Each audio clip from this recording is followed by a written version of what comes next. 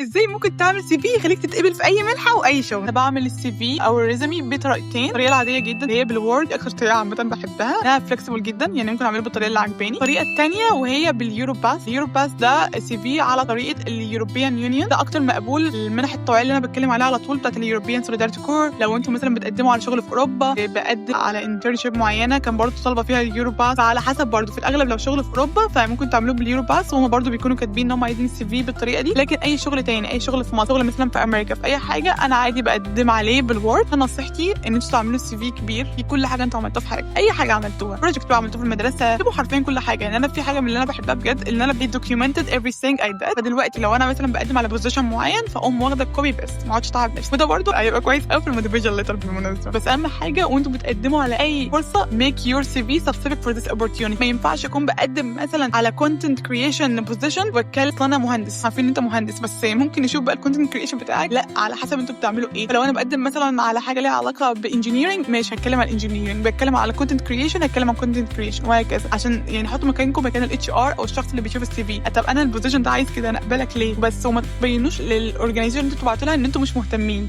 دي اكتر حاجه ممكن تقفل الشخص اصلا من الابلكيشن بتاعك من اوله لاخره. بس وخدوا بالكم ان الاتش ار بيشوف ممكن thousands of application، يعني you should stand out from the first 5 seconds. عندكم اي سؤال قولوا لي في الكومنتس، وما تنسوش تعملوا لي فولو عشان تتابعوا كل الاوبورتيونيتي اللي انا هتكلم عنها بعد كده.